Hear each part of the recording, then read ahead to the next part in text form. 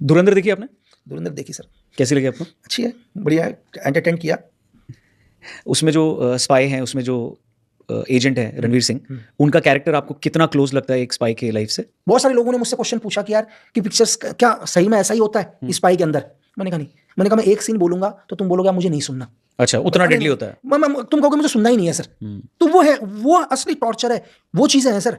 ये तो आपको चीज दिखाई है, आपको 10-20% दिखाया। तो देखो major Mohit Sharma, I think शायद, sorry major Mohit Sharma sir, Ashok Chakra Sena medal, तो शायद 1999 में वो पास आउट हुआ आईएमए से। उसके बाद वो उसके बाद शायद वो ये हरकतुल जिहाद जो उस टाइम चल रहा था, या जो जेएनके के अंदर जो भी टेररिज्म ग्रुप थे, उनको इफ्तिकार भट्ट के नाम से भी वो एक आतंकवादी संगठन में भी घुस गए थे, लेकिन जेएनके के अंदर, नॉट पार नहीं, एलओसी के पार नहीं, ऐसा नहीं कि पाकिस्तान के अंदर। तो उन आतंकवादियों के साथ भी रहे, लेकिन कहाँ? इंडिया की टेरिटरी में, हिंदुस्तान के अंदर। Is the Covid operation. ये अगर आप वापस, और वो 2009 में एक ऑपरेशन में कुपवाड़ा के अंदर शहीद हुए, है ना सर। ये है। अगर आप धुरंधर को ले लेते हैं, धुरंधर में अगर आप मैं बात करूं रहमान डकैत की, तो रहमान डकैत 2009 के अंदर वहाँ की सीआईडी या स्पेशल टास्क फोर्स ने एक फेक एनकाउंटर में उसको मारा 2009 में। तो जो चौधरी असलम दिखाया है वही उसने मारा? चौधरी असलम को कोऑर्डिनेट कर दिया इसके साथ ही, ठीक है, कि चौधरी असलम को भी एक लेकर आए चीज़ें अगर, लेकिन ऐसा नहीं है कि उस टाइम जो मेनली चीज़ है सीआईडी इंक्लूड थी, उन्होंने मारा। तो इसका मतलब मेजर मोहित शर्मा के साथ, सर के साथ ही नहीं है। हाँ। दूसरी चीज़ हम आ जाते हैं कश्मीर इलियासी के ऊपर, मोहम्मद कश्मीर इलियासी। ये लड़का कब जन्म हुआ इसका? पैदा नहीं, मतलब ये कब नाम में आया? जब यूएसएसआर का वॉर चल रहा था, वहां से एक मुजाहिदीन तैयार हुआ, यूएसएसआर का वॉर, जो कि ऑपरेशन साइक्लोन, जो अमेरिका ने चलाया था, इसको रेड आर्मी को पीछे फेंकने के लिए। ठीक है। इसको इस वॉर को एक्चुअल में ग्राउंड में कौन काम कर रहा था? ग्राउंड में काम कर रहा था आईएसआई। ऑपरेशन साइक्लोन चलाया, ऑपरेशन साइक्लोन सीआईए ने चलाया, लेकिन सीआईए खुद ग्राउंड पर नहीं आया। ग्राउंड पर किसको लेकर आया? आईएसआई को। आईएसआई ने दुनिया में पहली बार मुजाहिदीन तैयार करे, किसके लिए? रेड आर्मी के लिए, ताकि यूएसएसआर को बैकफुट फेंका जा सके। तो सेम चीज उन्हीं में से एक लड़का कौन था?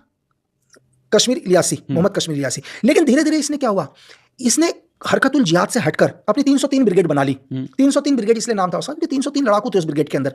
तो इसने वो बनाई, और धीरे धीरे जैस के फरमान को भी नहीं मानता था, लेकिन फिर भी आईएसआई ने इसको प्रोटेक्ट किया। और जैसे इसने अलकायदा ज्वाइन करी, अलकायदा यानी कि अमेरिका का सबसे बड़ा दुश्मन, क्योंकि अलकायदा को अमेरिका 1990 से ही ट्रैक कर रहा था, सीआईए। तो अमेरिका चाहता था इसको लेना, लेकिन सीआईए, अमेरिका से हमेशा कौन बचाता रहा इसको? आईएसआई बचाता रहा। लेकिन जब आईएसआई को ही इसने जीएचक्यू में भी हमला करवा दिया, इसने पाकिस्तान के जीएचक्यू में भी हमला करवाया, और इसने अगला टारगेट इसका आईएसआई हेडक्वार्टर इस्लामाबाद था कि मैं वो कराऊंगा। इसको कौन, किसके कहने से कर रहा था, ये डिस्क्लोज नहीं है। लेकिन अब आईएसआई को क्या लग गया कि यार नहीं साला, ये तो हमारा ही एक भस्मासुर हमारे खिलाफ ही हो गया। तब इसकी इंफॉर्मेशन इसने सीआईए को दी, और सीआईए ने इसको 2011 में, शायद आई थिंक 3 जून को था एग्जैक्ट डेट, 3 जून के आसपास, इसको ड्रोन हमले में मार दिया। तो इसको किसने मारा? इसको सीआईए ने मारा।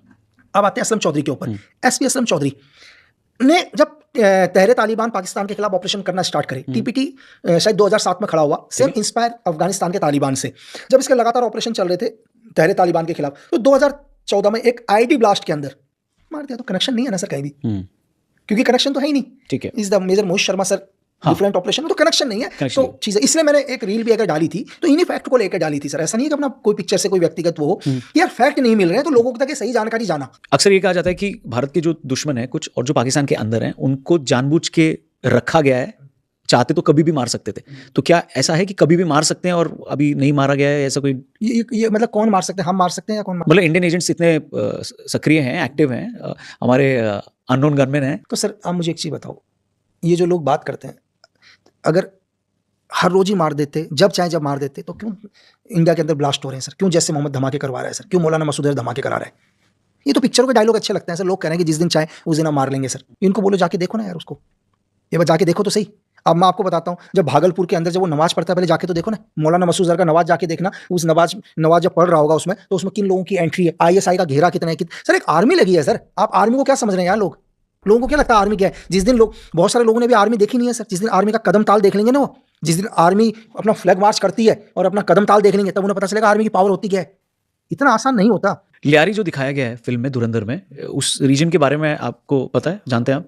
तो उसमें ये दिखाया गया है, जो 2 इंपॉर्टेंट चीज़ें दिखाई हैं कि वहाँ के जो लोकल गैंगस्टर्स थे उनसे आर्म्स एंड एमिनेशन लिया गया और 26/11 का अटैक प्लान किया गया। एक लिंक वो जोड़ा गया। दूसरा, जो फेक करेंसी है उसको भी जो बंदा चैनलाइज कर रहा था और इंडियन इकोनॉमी को गिराने की कोशिश कर रहा था, एक तरीके से डिस्टर्ब करने की कोशिश कर रहा था, वो भी वहीं पे था। तो लियारी के बारे में क्या स्टडी है आपकी? तो लियारी सर, देखो कराची के अंदर आप दक्षिण में चले जाओगे, एक जगह है जहाँ पर बहुत सारे अलग अलग जातियों के लोग हैं।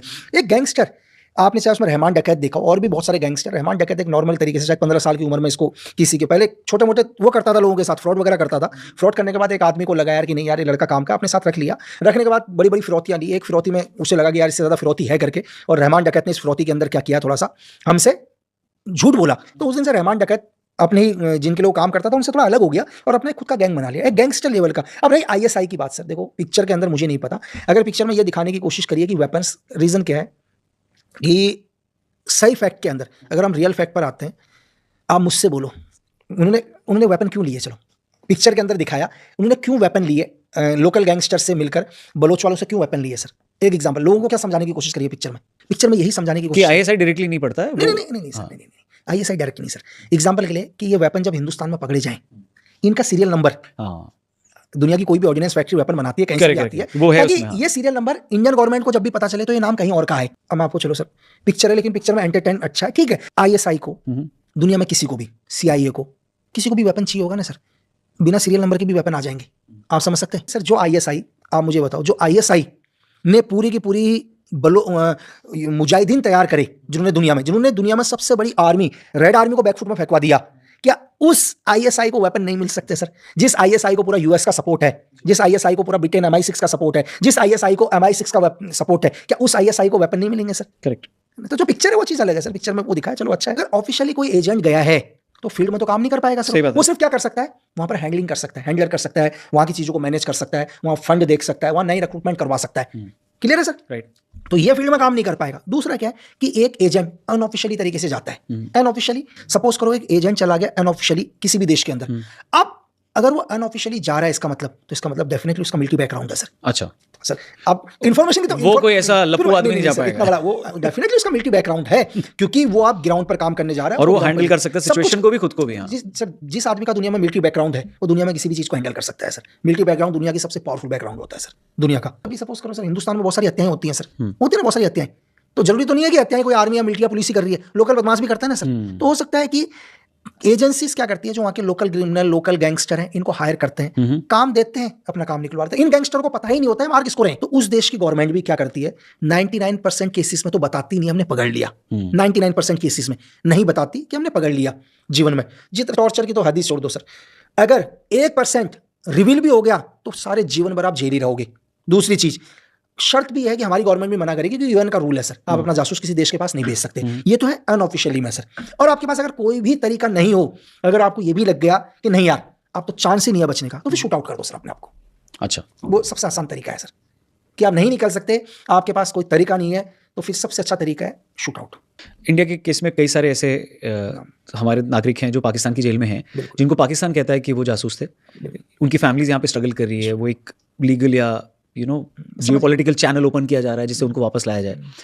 तो उस केस में आपको क्या लगता है कि ये कैसे हैंडल होता है, वो सही में थे या नहीं थे, ये कब क्लियर होगा? कभी देश एक्सेप्ट नहीं करता, क्योंकि बेबी फिल्म में एक सीन है जहाँ पे डैनी साहब जाते हैं और विदेश मंत्री को बोलते हैं कि इस ऑपरेशन के लिए अक्षय कुमार जाएगा, लेकिन अगर ये पकड़ा गया तो हम इसको नहीं जानते। तो ये ऐसे होता है? ऐसे होता है सर, बिल्कुल यही होता है। ये हम सबके साथ होता है ना सर, कि आईएसआई का रिक्रूटमेंट करने का तरीका कैसे है। लोग कह रहे हो ना कि डॉक्टर को कैसे ब्रेन वॉश कर दिया, कि भाई ऐसा नहीं था कि डॉक्टर आईएसआई हेडक्वार्टर गया था, आईएसआई डॉक्टर तक कैसे पहुंच गई। क्योंकि बहुत सारे इस देश में लोग हैं जो इस वीडियो के ऊपर क्या करेंगे पता है, इस वीडियो पर क्या करेंगे, वो करेंगे अरे फालतू बकवास है, हिंदुस्तान की कोई सिक्योरिटी नहीं है, देश कुछ नहीं कर रहा है ना, देश में करप्शन हो रहा है। आईएसआई का एक विंग बैठा हुआ है, सीआईए का एक विंग बैठा हुआ है, MI6 का विंग बैठा हुआ है आपके ट्विटर्स, आपके इन कमेंट्स को पढ़ने में। एक कमेंट्स को पढ़ते हैं वो, जो कहता है कि नहीं सारा देश बर्बाद है, इसको ये होना चाहिए, कहते हैं इसको एनालाइज करो। उसी लड़के के 25-30 कमेंट पढ़ना शुरू करते हैं हर जगह से, वो 25-30 कमेंट में सारा देश की बुराई कर रहा है। आप कहते हैं इसको एनालाइज करो 6-7 महीने तक, पूरे विंग उसको एनालाइज करना शुरू करेंगे, उसकी हर चीज पर एनालाइज करेंगे, उसके हर कमेंट, हर प्रोफाइल पर। कहेंगे यार ये आदमी तो सारा भस्मासुर है हिंदुस्तान के अंदर, बस हमारी जरूरत है इसको। फिर वो लोग यहाँ पहुंचते हैं सर, फिर वो कॉन्टेक्ट करते हैं